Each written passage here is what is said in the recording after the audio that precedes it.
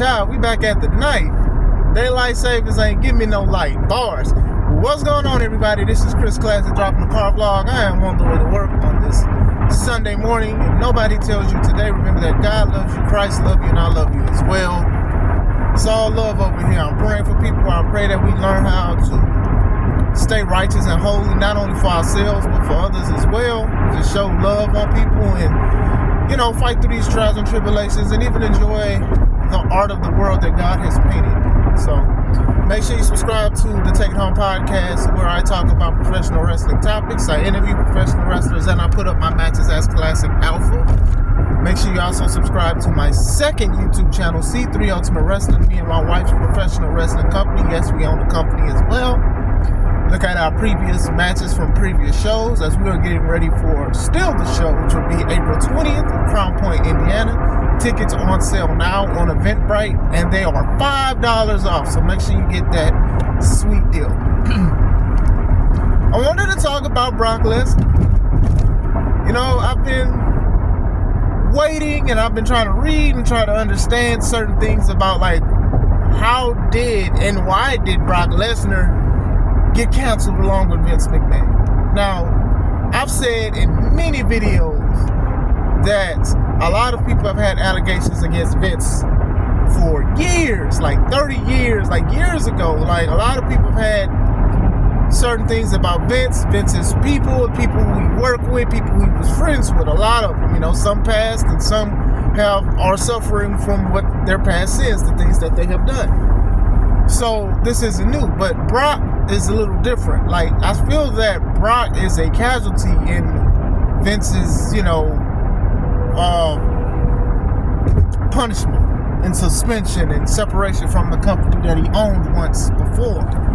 So I'm trying to figure out, will we even see Brock Lesnar come back to WWE? And, it's not looking like that. Now, from the things that I've read, Brock basically was blackmailed to return to WWE as many a times as he has been, because he was,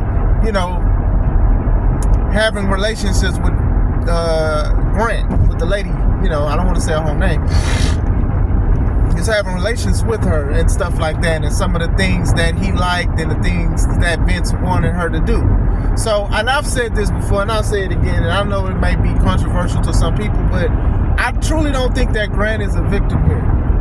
I do think that we need to think about people like Ashley Mazzaro, who's been saying stuff about even tributes to the troops when they flew overseas and stuff like that, and the stuff that happened to her, and other women who are scared to come forth because this lady, there's pictures of her online and stuff, and I know it's not just her fault. People just love to find a scoop, but I truly do not believe she is a victim. I do think that she was a tool that was used, and I do think that she was okay with being the tool because of the gifts that Vince was giving her outside of the money, chocolates, diamonds, pearls. Would you be a happy boy or a girl? She's got a whole bunch of stuff out of it. So, some people do this. They'll find, they'll pimp a woman out, and that doesn't make Vince any better in the situation, but at the same time, she was doing this willingly. I do not think that he was just manipulating her or just straight grooming her. I think she knew what it was. And when you look at the climate of the world now and how basically women being more loose is a form of women empowerment, the plot is lost a long time ago. I mean, my wife has said this too. I don't understand why women think that just doing all of this crazy stuff is empowerment, especially when men used to talk about women for doing that, accusing women of doing these kind of things. Now you turn around and actually do the things that men would accuse you of. You get what I'm saying? But going back into it, I do not think she's a victim. I do think there are more victims and stuff like that. Some are silent. Some have said things and people have blackballed them and said, hey, whatever, you crazy. But going back into the Brock Lesnar situation, I think the heinous thing that Brock has done is cheat on his wife. Now, I know that everybody has their own take on what a marriage is supposed to be and what the covenant between a man and a woman is supposed to be in a marriage. God's supposed to be all in that, but going into that, I do think that infidelity is the biggest crime that he has done against his wife, Satan. Now, like I said, with the climate of the world, You know, people are like, hey, you know, people going to do these kind of things or whatever like that. Do I think that he should be counseled for it? No. Do I think he needs to be apologizing to his wife and all of this stuff if he wants to continue a marriage with her? Yes, of course. But, you know, when you think about infidelity, you think of Vince making out with women and all kind of stuff and situations, and people are like, oh, they're acting. I'm like, hey, man, some things is not acting. Like, you got to stop playing with these kind of situations. But it made it seem like Brock was just in on, like, he was manipulating this girl and stuff like that. And it's just like, you know, it kind of put things together because, you know, Brock with the Suplex City and the F5s, like his matches were short. And maybe it was short because he didn't want to wrestle anymore. You know, he was just tired. I mean, it helped his lure as a wrestler, but maybe he just didn't want to do it. You know what I'm saying? If he wants to leave and doesn't want to come back, I definitely understand. But this is still a nasty thing on his jacket. Now, I'm not even sitting here trying to be an advocate to say, hey, Brock, you need to come back or whatever, you know, especially with everything that's going on, because a lot of people and even the business partners, the owners, TKO, probably feel a certain way if he does come back because of the accusations that have happened. But like I said, I've read stuff and I'm just trying to figure out what exactly did he do to be canceled. You know, if that's the case, if we're talking about infidelity things, then, you know, Lita should have been canceled. She cheated on Matt. Or, you know, other situations. You know, I don't want to go into more details and stuff, but, you know, WWE is not a company that stands on, hey, about the infidelity thing unless it costs them money. With court cases and files and stuff like that. And I've talked about that with the wrestler that used to work there, you know. But going back into it, I'm just trying to figure out, you know, and I know a lot of people are like, oh, well, Brock was Vince's guy. I'm like, well, maybe Brock was just doing what Vince said because he didn't want this information to come out. You know what I'm saying? Because he doesn't want people to know how nasty he is behind closed doors, or he doesn't want his wife and his children to know what he's been doing. You know, when Vince wasn't at the building, and they had that one time they said Brock showed up and said Vince isn't here, and then when they said he wasn't, that Brock just left, and people was like, oh, well, he left because, you know, he's Vince's boy and he knew that they was going to change things around and Brock wasn't comfortable.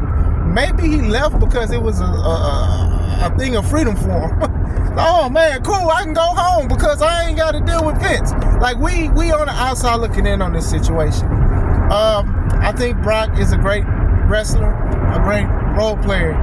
But if he is doing anything that was heinous, like, you shouldn't be cheating on your wife. But if anything manipulation, I don't think it is. You know, we look at the text messages and Vince is asking the lady to do this and record that and make sure you have all of that. And, you know, it's obviously use it to manipulate Brock. So I think we should kind of feel bad for Brock unless more things come out. Like I said, this is going to be a controversial tape. Because sometimes when somebody wants to cancel somebody, everybody follows suit without giving people a trial, without getting any information, and people are jumping out the window. Like I said,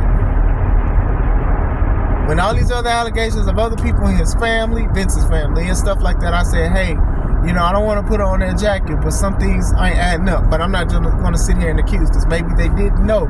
It's just odd. But even with Brock, you know, a guy who was rarely showing up at one point, and, you know, his matches was like a minute, 2-3 minutes long. So I don't know. I don't know. I just think that a lot of people just started canceling. You know, they took him out the video game, but he's a part of the showcase mode. But then they're saying he is in it. I don't know. People can find patches and codes to clear that. They were saying that his roster picture and info was taken off, and then some people say it was never taken off. They said it returned. So this is why I'm doing this video, because like I said, I've been wanting to talk about this, but I wanted to know, like, what was going on. Like, what do you guys think about the situation? Is Brock guilty of doing something? Did he manipulate a girl? Did he hurt somebody? Like, what's going on? Because it does seem like Vince just really did, like, hold a lot of stuff against Brock so he could come back to wrestling. So let me know. I wanted to speak about it. Let me know. Do you guys think that Brock will return? Do you think, you know, he's done or anything? Do you think they will allow him to return if they find out that he's clear of everything? Let me know. I hope you guys have a wonderful day. This is Chris Classic. Let's take it home.